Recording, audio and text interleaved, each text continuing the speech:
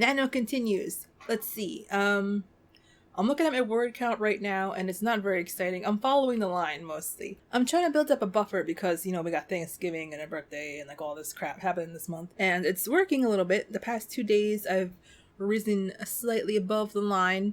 And today, I only have to write 400 words to get to, the par, if that's what it's called, what you're supposed to be. Otherwise, my word count's not that exciting. I'm not failing. I'm not massively succeeding. I'm just going along. And it's actually been fairly stress-free. Honestly, the beat sheet I used, I think, is really helping. I just feel like I'm sitting down 8, 9 o'clock at night with complete confidence.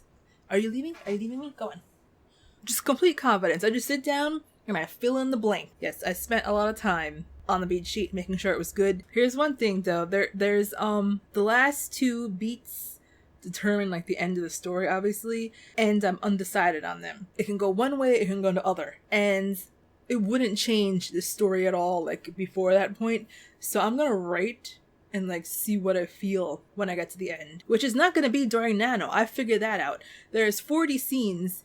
Each scene beat I guess is at least 1,500. So 60,000 more than 50,000. I won't be finishing this story this month unless I make a bad decision and finish this story this month.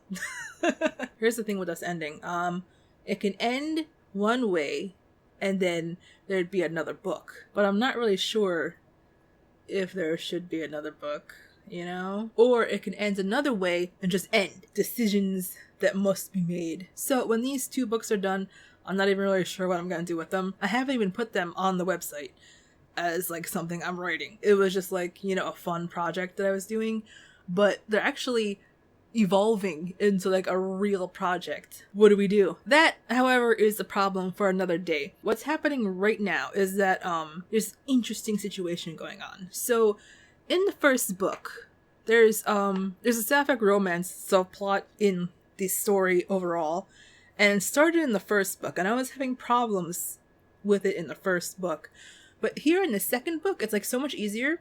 Generally, this part of the relationship is a lot harder for me to write, but it's kind of easy this time. I'm not trying to write an allo romance, because one of them is allosexual, the other one is asexual. But it's easier to write this second part than it was writing the first part, because the first part we had to have a conversation between 2 characters. Hey, this is how far I'm willing to go, okay? And then you gotta be okay with that. That was more difficult to write than them just being together now. So I have smooth sailing there too. It's just all slotting in. I'm just waiting for me to hit a point of the story where I realized I really messed up and there's a major plot hole that was gonna take the rest of the month to fix. I'm waiting for it. I've had to move some things around a little bit. There was a conversation and I realized this is way too much in this one conversation. I gotta take a chunk out and move it to a later date. I had to do stuff like that a couple times, but otherwise nothing serious is going wrong with this. It's very nice and kind of scary. In other news, our house in Game of Tomes was the first house to get eliminated, so now I'm in a different house. So what happens is every week they eliminate the lowest house, and then they do a computer generated number wheel, and they pick a couple names that have to join the undead horde. If you get picked for that, you have to write for the horde. But I survived that thing, so I got to choose whatever house I wanted to go to next. Now I'm with the bunnies. Truthfully, I have a feeling that the bunnies are not going to win either, and I'm going to go back up on the chopping block, so we'll see how that goes. They'll make it through this week, I believe. Famous last words, maybe. But I believe they will make it through this week. Anyway, I will see you next week, hopefully.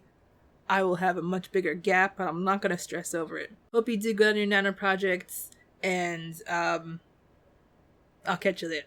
Bye. She's being bad today. You being bad? Look, she looks like she's being bad. Look at her. Look at her. Anyway, you gotta stay, okay? You gotta choose your bed or you behave yourself, okay? She's so pissed off right now. You gotta stay.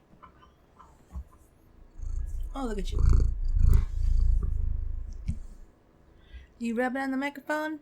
Hmm?